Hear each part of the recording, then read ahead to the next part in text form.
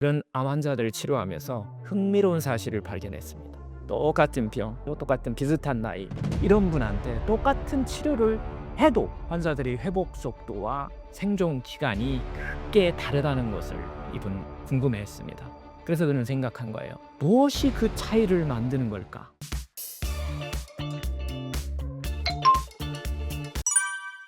우리 몸의 면역세포가 어떻게 병을 고치고 치유하나요? 많은 분들이 이렇게 생각합니다.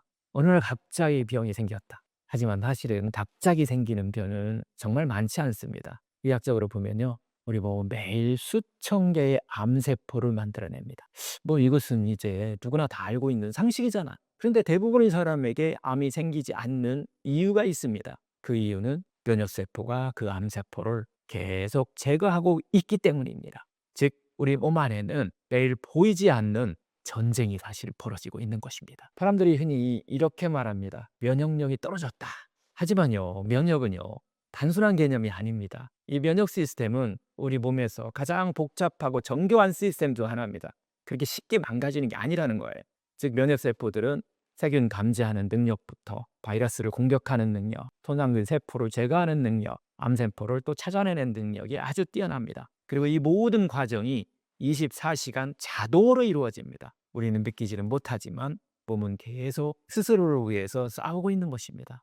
우리 몸에는 여러 종류의 면역세포가 있습니다. 대표적으로 세 가지가 있다는 것은 여러분들 많이 들어보셨을 건데요. 첫 번째가 NK세포입니다. 내처럴 킬러셀이라고 하죠. 이 NK세포는 암세포와 바이러스 감염세포를 바로 공격해주는 세포입니다. 말 그대로 자연 살해세포입니다. 두 번째는 이제 T세포라는 게 있어요. 이 T세포는 정확하게 적을 찾아서 공격하는 특수부대 같은 역할을 하는 세포입니다. 특히 바이러스라든가 암세포를 정확하게 인식하는 능력을 갖고 있습니다. 세 번째는 이제 대식세포라고 하는 건데, 이 대식세포는 몸에 청소부 역할을 해주는 겁니다. 세균, 죽은 세포들, 노폐물을 바로바로 제거해 줍니다. 즉, 우리 몸에는 경찰, 정찰병, 또 특수부대, 청수부가 함께 작동하는 군대 같은 역할을 하고 있다는 겁니다. 이 면역 시스템이 암을 제거한다는 이런 개념은 최근 암 연구에서 매우 중요하게 연구하는 분야입니다. 암 면역 치료라는 치료법이 등장하면서 이 개념이 더욱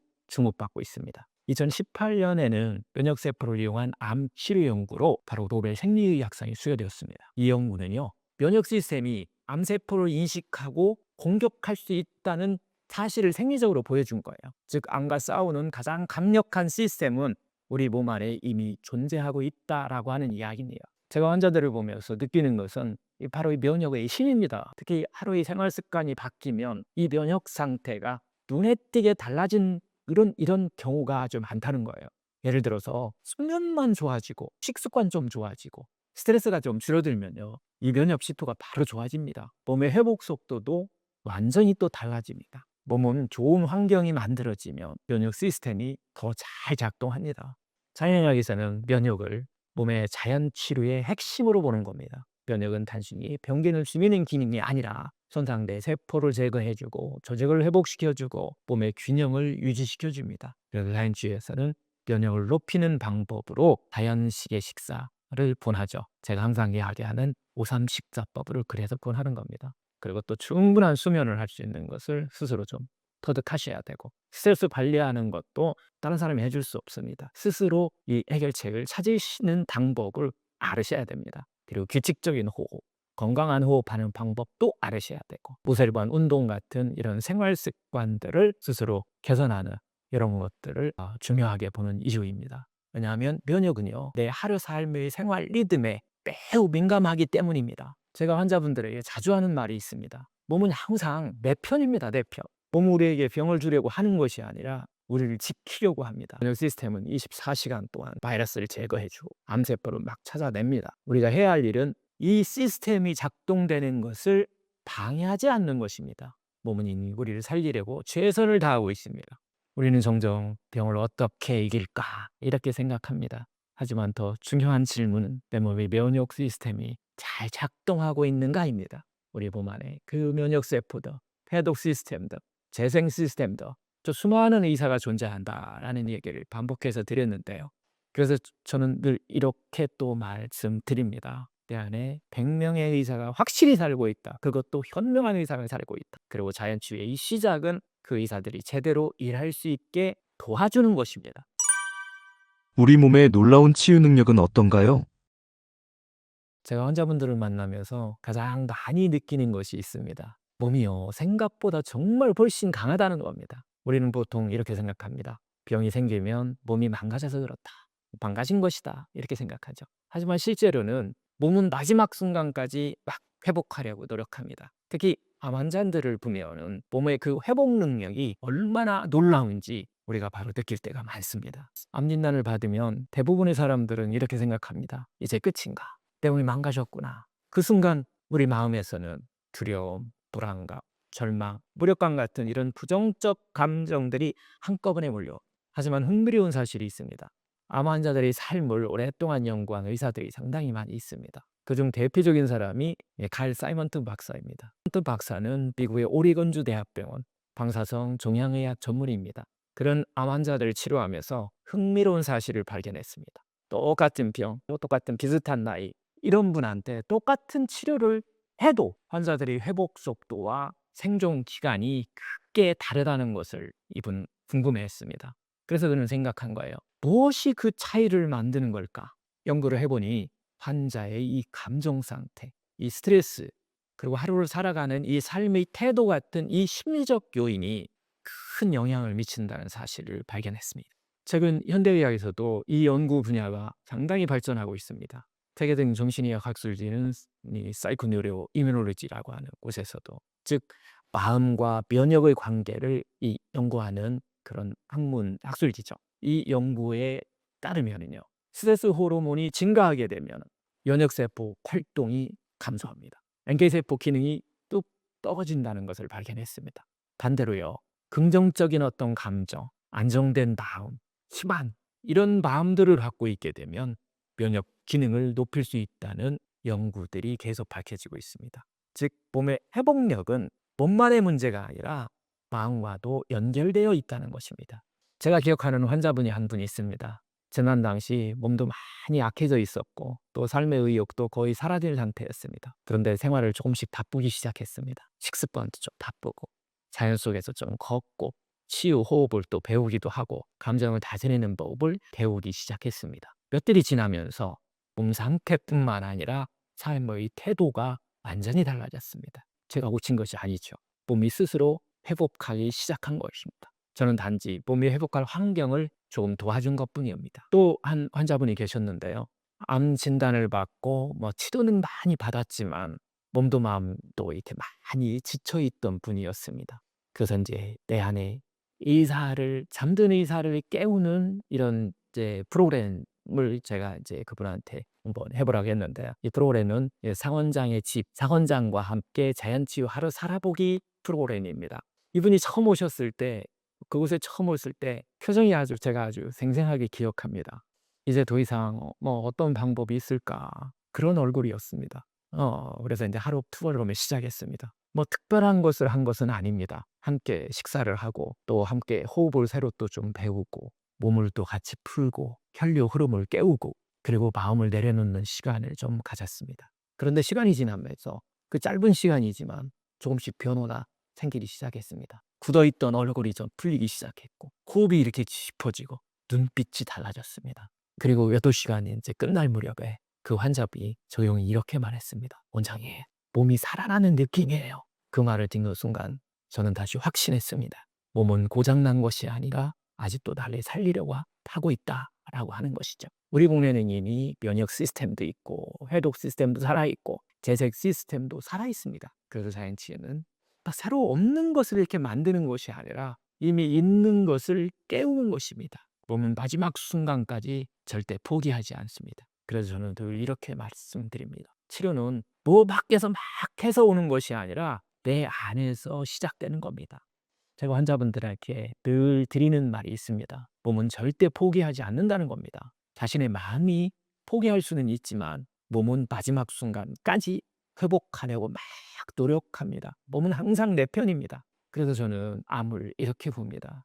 몸이 망가진 결과가 아니라 삶을 바꾸라는 몸의 마지막 메시지이다. 이렇게 말씀드리죠. 그 메시지를 진심으로 받아들이는 순간 결국 삶이 바뀌고 몸의 방향도 바뀌기 시작합니다. 몸은 정말 놀라운 존재입니다. 우리는 종종 병을 적으로 막 생각합니다. 하지만 때로는 몸이 보내는 변화의 메시지라는 것을 우리는 기억하셔야 됩니다. 우리 몸 안에는 면역의사, 해독의사, 재생의사, 수많은 의사가 존재합니다. 그래서 저는 늘 이렇게 말씀드리기에 내 몸 안에는 100명의 현명한 의사가 살고 있다. 그리고 그 건강의 시작은 그 잠든 의사를 깨우는 것입니다.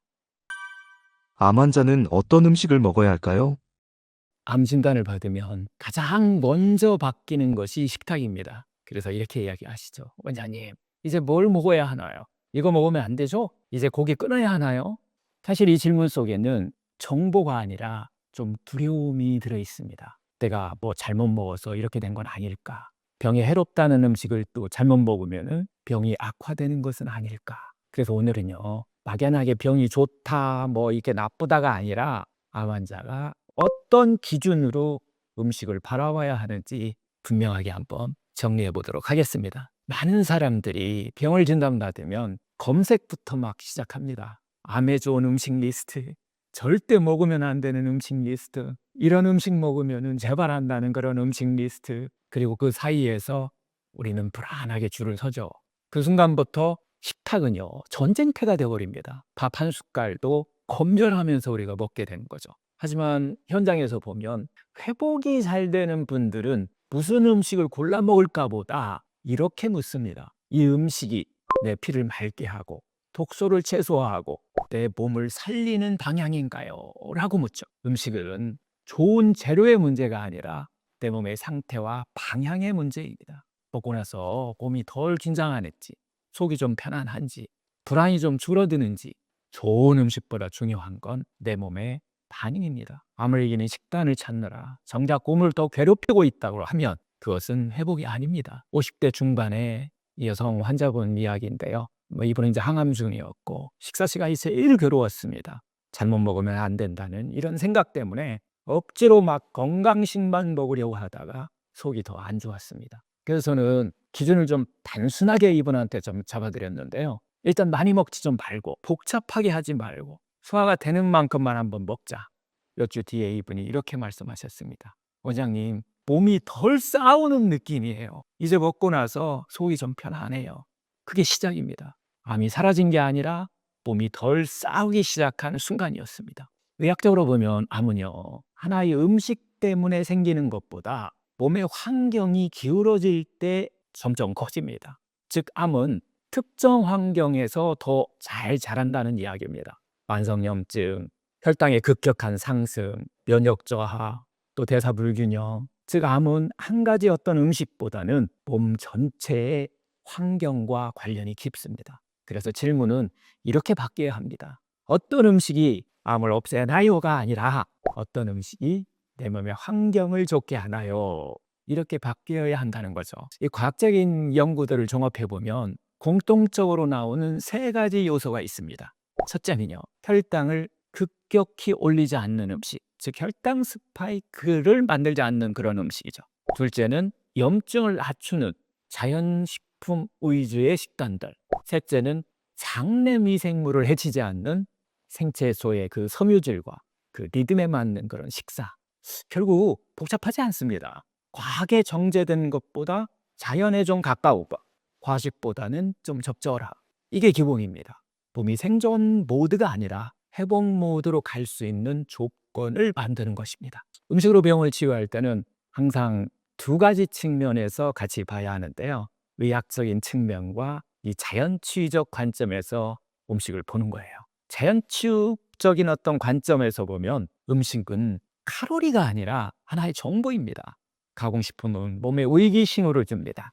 그러나 자연식은 몸에 안정 신호를 주죠. 그리고 이 안정 신호는 면역과 자율신경, 호르몬에 그대로 전달됩니다.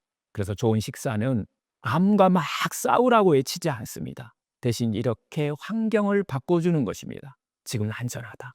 회복해도 된다. 집착의 마음이 아니라 희망의 마음이죠. 이 차이가 큽니다. 제가 임상에서 느낀 점은 좀 분명합니다. 회복이 비교적 안정적인 분들은 극단으로 가지 않습니다. 하루아침에 모든 걸 바꾸려 하지 않고 유행을 쫓아다니지도 않고 완벽을 강요하지도 않습니다. 대신 이렇게 자신에게 말합니다. 내 몸이 편안한 음식으로 내 몸을 좀 덜 괴롭히겠다라는 그런 생각이죠. 이 한 문장이 식사의 방향을 바꿉니다. 암과 싸우는 식사가 아니라 몸을 지지하는 식사. 그 관점이 바뀌는 순간 회복의 방향도 달라집니다. 결론적으로 암 환자는 무엇을 먹어야 하나요? 이 질문에 대한 제 답은 분명합니다. 암세포를 죽이는 음식을 찾기보다는 내 몸이 편안해지는 그런 음식을 선택하세요 라는 이야기입니다. 치료는요, 병원이 합니다. 하지만 식탁은 매일 여러분의 손에 있습니다. 그 식탁이 몸을 불안하게 할지 안심시킬지는 오늘 한 끼의 선택에서 시작됩니다. 아무래도 식사는 특별한 비법이 아닙니다. 몸을 더 이상 몰아붙이지 않는 것, 여기서부터 회복은 조용히 시작됩니다. 오늘부터 몸이 조금 더 편안한 방법으로, 그런 방향으로 함께만 바꿔보셔도 좋겠습니다. 암 환자가 절대 먹어서는 안 되는 음식이 있나요? 암 진단을 받으면 가장 많이 흔들리는 게 또 바로 식탁입니다. 어떤 음식이 좋은지, 어떤 음식이 또 나쁜지, 이걸 정리하다 보면 결국 이렇게 됐다. 그럼 도대체 뭘 먹으라는 거죠?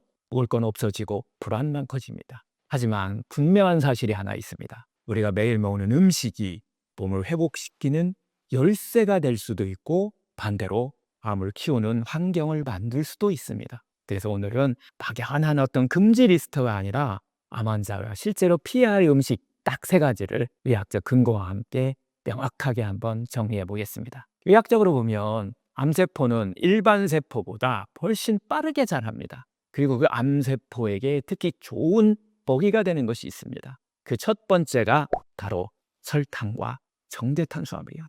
즉 포도당입니다. 암세포는 정상세포보다는 포도당 훨씬 많이 빠르게 소비하지. 1920년대 그 독일의 생화학자죠. 오토 바르거르크.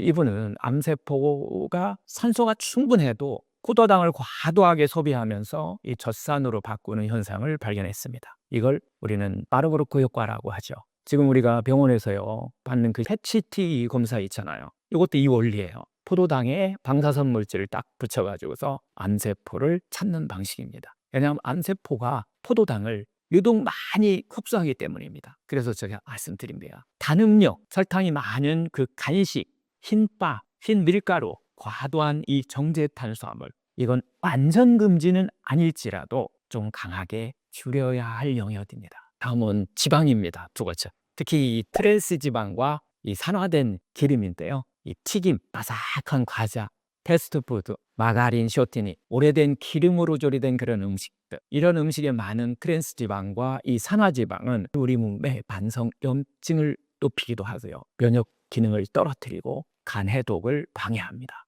특히 항암 중인 분들은 간이 이미 바쁜 상태입니다.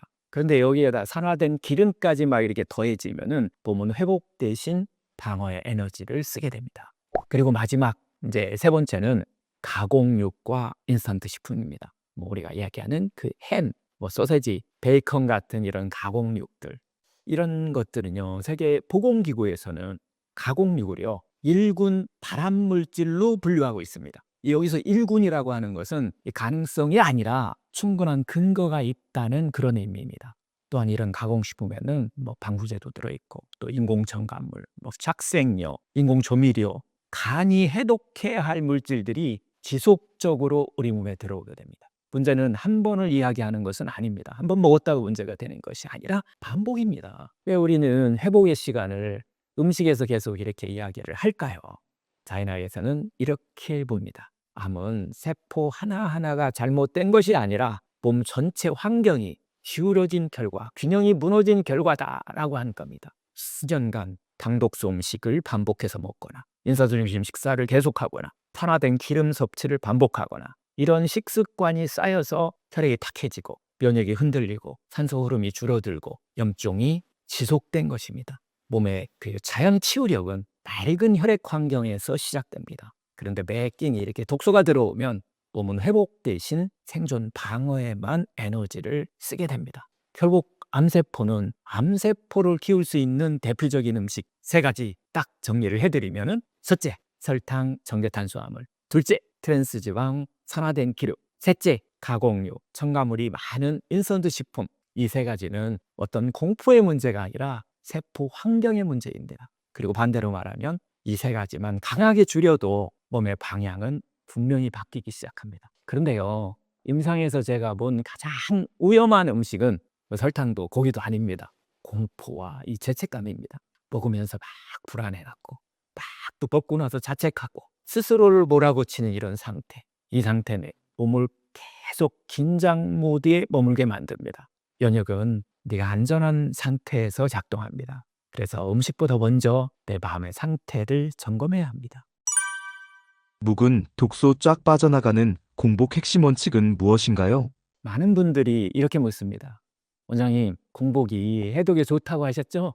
그럼 공복에 뭘 먹으면 해독에 더 좋을까요? 많은 분들이 병 진단을 받은 뒤에 해독이 중요하다는 말을 들으면 이 질문이 더 커집니다. 언제 먹어야 하지? 뭘 더 먹어야 하지? 안 먹으면 이거 안 되는 건가? 오늘은 이 질문에 속 시원하게 한번 정리해 보겠습니다. 해독의 핵심은 무엇을 먹느냐보다 얼마나 비우느냐입니다. 먼저 해독부터 정확히 봐야 합니다. 해독은 특별한 프로그램이 아니라 우리 몸이 매일 하고 있는 기본 기능입니다. 간, 뭐 또 장, 신장, 또 폐, 이 기관들이 끊임없이 독소를 분해하고 배출합니다. 그런데 문제가 하나 있습니다. 우리가 계속해서 간식을 먹고 야식을 먹고 또 먹으면은 몸이 계속 소화 모드에 묶여 있다는 것인데요. 소화에 계속 에너지를 쓰는 동안에는 우리 몸은 정리와 회복에, 해독에 충분한 시간을 쓰지 못합니다. 그래서 공복이 중요한 겁니다. 공복은 단순히 굶는 게 아니라 몸이 소화에서 벗어나서 정비 모드로 전환되는 그런 시간입니다. 50대 여성 환자분 이야기입니다. 해독에 좋다는 말을 듣고 아침 일찍 공복에서부터 과일 위주의 그 해독 주스를 드셨습니다. 뭐 사과, 바나나, 뭐 블루베리, 파인애플까지 몸에 좋다는 과일을 다 듬뿍 넣고 발라먹었죠. 그런데 결과는 아침 혈당이 계속 출렁였습니다. 그리고 또 더 빠른 허기가 왔죠. 오전 내내 피로감이 계속 이어졌습니다. 해독을 하려던 그런 의도와는 다르게 몸은 계속 인슐린 자극을 받고 있었던 겁니다. 이분이 깨달은 것은 이것이었습니다. 공복의 핵심은 좋은 걸 넣는 시간이 아니라 몸이 스스로 정리하게 두는 그런 시간이라고 하는 것을 깨달게 됐다. 이런 말씀을 하셨는데요. 의학적으로 공복의 가장 중요한 의미는 인슐린 감소입니다. 먹으면 인슐린이 올라가고 몸은 저장 모드가 됩니다. 그러나 공복이 일정 시간 유지되면은 몸은 에너지원 전환을 시작합니다. 지방대사가 증가하게 되고 세포 청소, 즉 오토파지 작용이 막 활성화되고 염증은 스스로 조절하고 이런 쪽으로 전환되는 것이죠. 즉 공복은 무언가를 먹는 시간이 아니라 해독이 일어날 조건을 만드는 그런 시간입니다. 2000년 이후 전 세계적으로 주목받는 개념이 바로 자가포식, 즉 오토파지입니다. 이 손상된 세포와 이 노폐물 이런 것들을 스스로 분해하고 정리하는 그런 시스템이죠.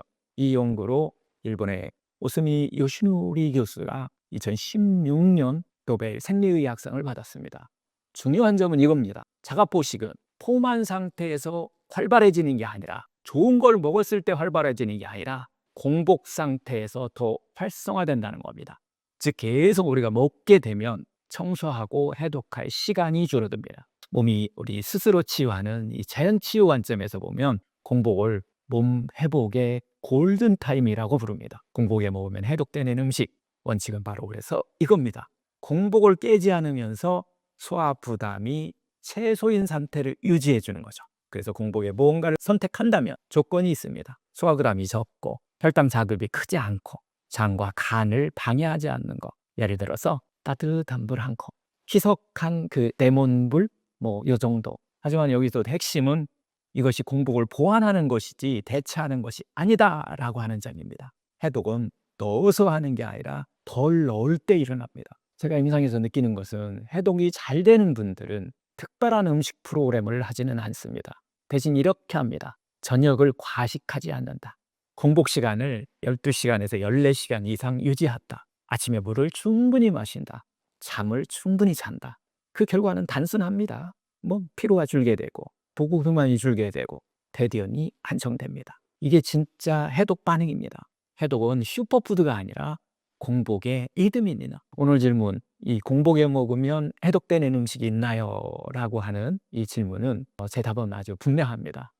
공복의 해독은 무엇을 먹느냐가 아니라 공복을 지키는 믿음에서 시작합니다. 라는 이야기입니다. 물 한 잔은 도움이 될 수도 있고 가벼운 자연식도 괜찮습니다. 하지만 진짜 해독은 무언가를 더 넣는 행위가 아니라 몸에게 비울 시간을 주는 것입니다. 해독의 본질은 결국 음식이 아니라 공백입니다. 오늘 아침 한 끼를 좀 줄이고 물을 충분히 먹거나 조금 아침을 좀 늦게 먹는 일을 먹어보는 이런 선택들, 그 짧은 그 여백이 장을 쉬게 하고 간을 깨우고 세포를 정리하게 됩니다. 공복은 굶는 시간이 아니라 몸이 스스로 청정하는 시간이라는 거죠. 그리고 그 순간 내 안의 회복 시스템이 조용히 다시 켜집니다.